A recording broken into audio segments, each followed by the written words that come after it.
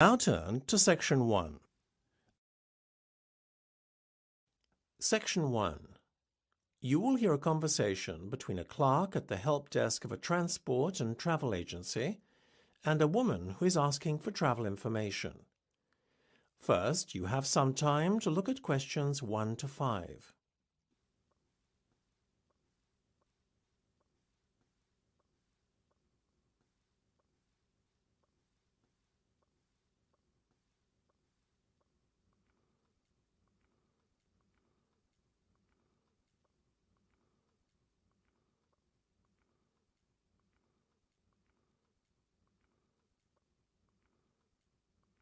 You will see that there is an example that has been done for you.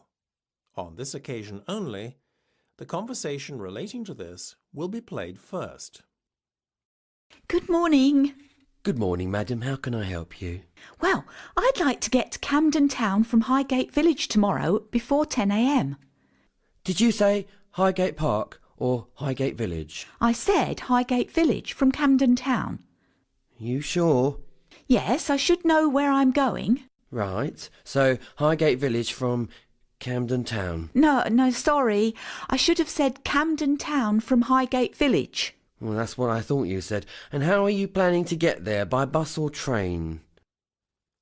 The woman wants to go to Camden Town, so Camden Town has been written in the space. Now we shall begin. You should answer the questions as you listen, because you will not hear the recording a second time. Listen carefully and answer questions 1 to 5. Good morning. Good morning, madam. How can I help you? Well, I'd like to get to Camden Town from Highgate Village tomorrow before 10 a.m. Did you say Highgate Park or Highgate Village? I said Highgate Village from Camden Town. You sure? Yes, I should know where I'm going. Right. So Highgate Village from Camden Town. No, sorry. I should have said Camden Town from Highgate Village. Well, that's what I thought you said. And how are you planning to get there, by bus or train? Oh, it doesn't bother me which way I travel, as long as I get there sooner rather than later. Well, if you take a fast train, you'll get there in under an hour. Now, there's a King's Cross Express train leaving the station at 8:30 from platform 9. How does that sound? Great. Which station does that leave from? King's Cross. It's the railway station nearest to you. Did you say King's Crossed? No, King's Cross. That's C-R-O-S-S. Are you not from round here? No, it's my first time in England, I'm afraid. So, could you point out the best way to get to King's Cross Station? Yes, of course I could. Just give me a second to look it up. Right, well, it looks like you have two options. You could take the 999 bus from the Highgate Village Central Square to Gower Street Underground Station. At Gower Street, take a train to King's Cross. Alternatively, you could walk to Gower Street and get straight on the train going to King's Cross. Go to platform 6 on the Northern Line. How long would the walk take? About half an hour or so. Oh no, that's too long. I don't want to be walking around streets I don't know for half an hour. Actually, the walk there is not complicated. Just go down Holloway Road until you come across Gower Street. The road, not the station, on your right. The station is about 5 minutes walk up the road on your left. That does sound easy. It'll be better for me to get some exercise as well. What time do I catch the tube? There are trains every 5 minutes, so it doesn't really matter what time you get there from that point of view. However, it might be very busy at that time in the morning, so you may want to get there early just in case. Sometimes the trains are too full to take everyone waiting on the platform. If I were you, I'd get there for 7 o'clock. 7 o'clock. OK. Well, thank you very much. You've been most helpful. Before listening to the rest of the conversation, you have some time to look at questions 6 to 10.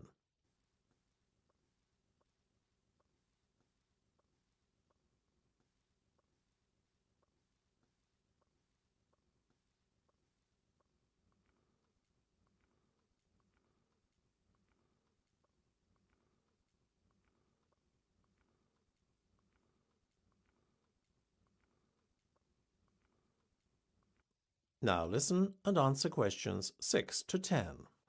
You're welcome. Is there anything else I can do for you? Actually, yes. How much will it cost me? Well, you can get a ticket on the bus for £2 and you'll need £11 each way for the train. Unless, that is, you have an international student travel card. No, I haven't, but I can probably get one before tomorrow. Well, that's good, because that will cut the cost of travelling right down. The bus will cost £1.40 each way, and the train to Camden Town... Actually, I'm sorry, I was mistaken. There's no discount offered when travelling during morning peak time, so I'm afraid it will still cost you £11. But you'll probably want to return after peak hours, won't you? So your return train ticket might cost you considerably less. What are off-peak hours then? Either before 5 o'clock in the afternoon or after 8 o'clock in the evening. Oh, good. I've no intention of coming back until long after 9, so that'll work out nicely.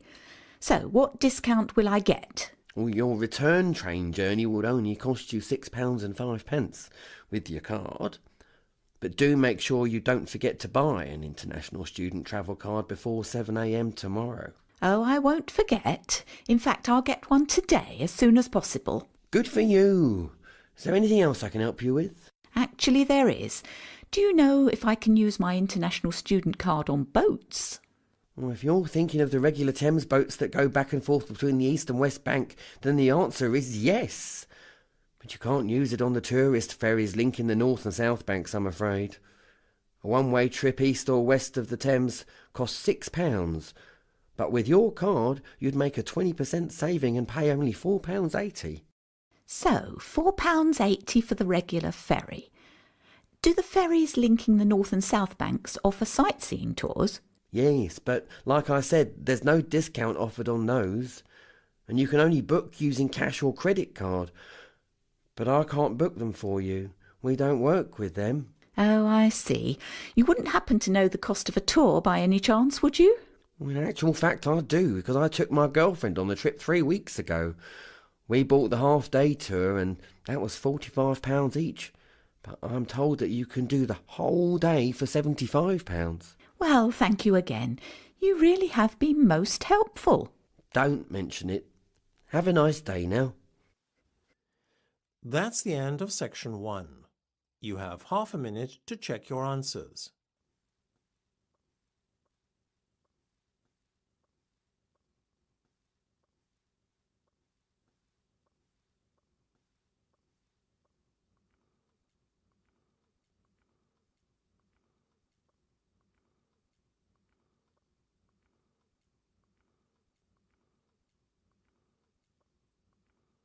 Now turn to section 2. Section 2.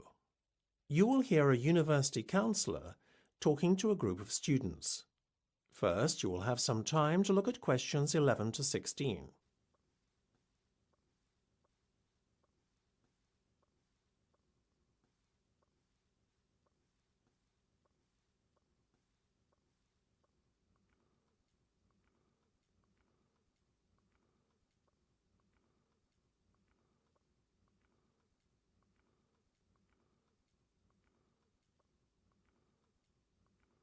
Now listen carefully and answer questions 11 to 16. Hello everyone, I'm the Counselling Administrator here at King's College, and I've been asked to come and talk to you about our counselling team and the services that we offer. The University Counselling Service is available to all our students, and it is free of charge. It is our belief that if you can function well psychologically, then you will find it easier to fulfil your potential both personally and academically. Our services include email counselling. We believe it is helpful to be able to write down your issues and see your own words so you can reflect on them and do so in your own time. Face-to-face individual counselling. We believe it is beneficial to talk about your issues in person at a pre-scheduled appointment time for 50 minutes. Group therapy. particularly valuable if you want to consider how you function in relation to others, and if you are keen to invest in long-term personal development. Self-help resources. Helpful if you are interested in finding out more about your issues and seeking strategies to help yourself. Accessible 24/7 and with links to a range of resources. Specific issue workshops. Suitable if you want to learn about specific issues in a supportive learning environment with a small group of others who are interested in developing strategies to help manage similar concerns. I must stress at this point that you can only register for one of these options at any one time. Before you hear the rest of the discussion, you have some time to look at questions 17 to 20.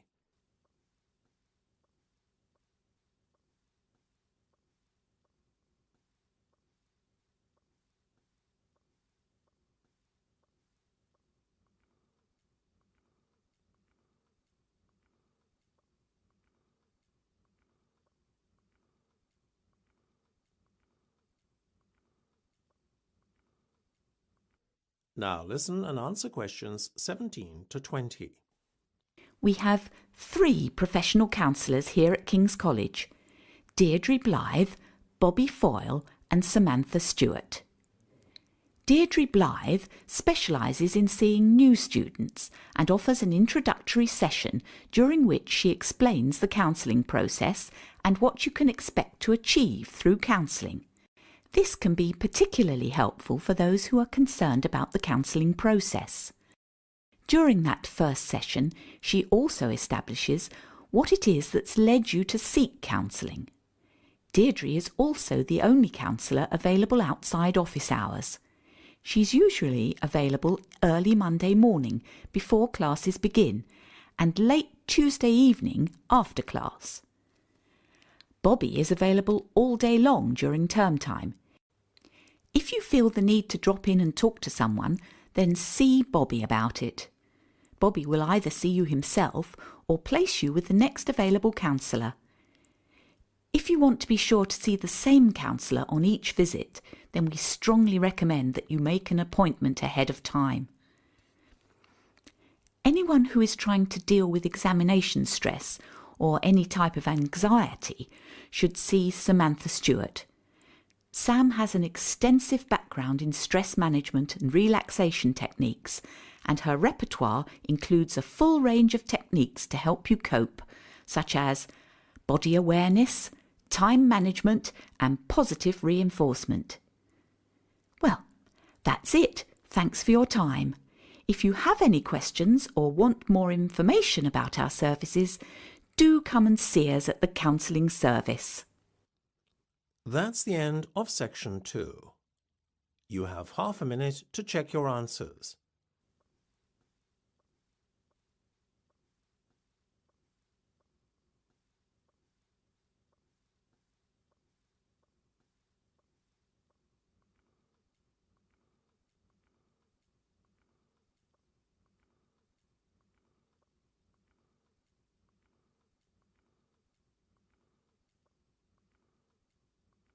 Now turn to section 3. Section 3. You will hear a conversation between a tutor and 2 students about how to write an English literature essay. First, you have some time to look at questions 21 to 26.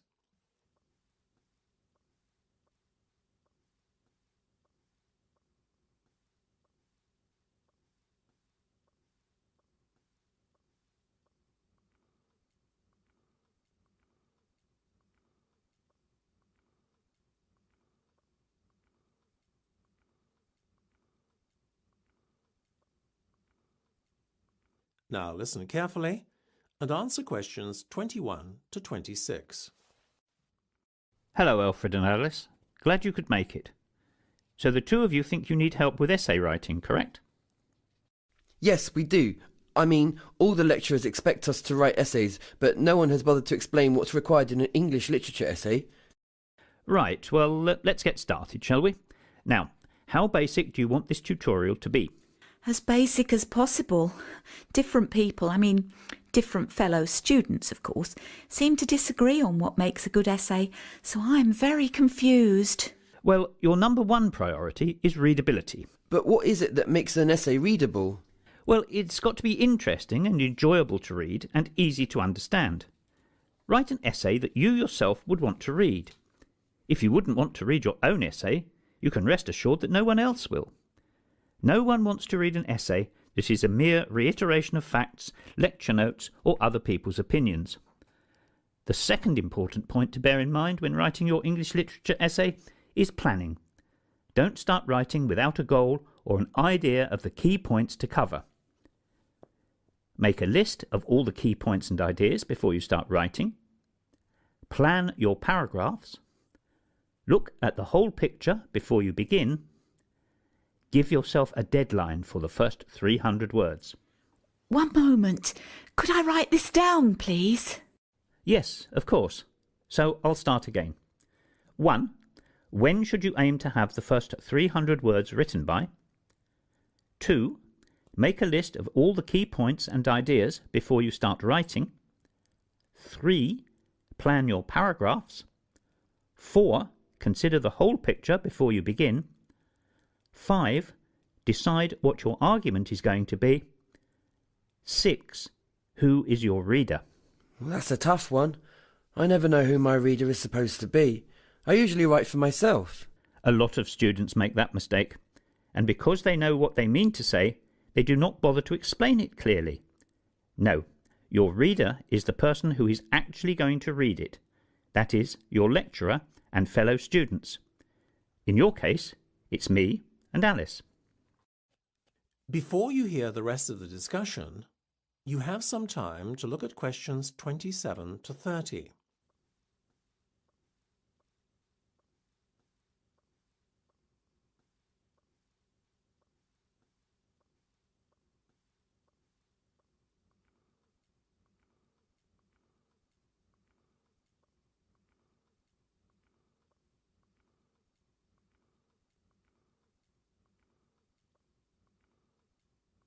Now listen and answer questions 27 to 30. The next thing to talk about is paragraph size. Rather basic to writing a good essay, I would say. If you have reread a paragraph and got lost on the way, then it is probably time to consider dividing it into 2 paragraphs. Paragraphs are there to help you and your reader make sense of the text. They divide up your thoughts neatly and section each part of your argument into readable chunks. Remember, you should never have a paragraph that is longer than an A4 page. I'm usually okay with most of the things you mentioned, but the problem with my essays is that they usually lack flow. Same here. Well, what you need to do is make sure that the transition between your paragraphs and sentences makes sense. Each thought should seem to follow on effortlessly from each previous thought. And it is at this point that we might want to use connective words and phrases such as in addition, in spite of this, however, on the other hand, and so on. Well, yes, but you need to be very careful when using connectives. Don't just use them for the sake of using them, as many students often do. Use them only when it makes sense to use them. Otherwise, you're better off not using them at all. Last but not least, your argument should be perfectly clear. Instead of offering a one-sided rant, however, make sure you include several possible sides of the discussion. A great English literature essay on the set text is a lively and thought-provoking conversation. That's the end of section 3. You have half a minute to check your answers.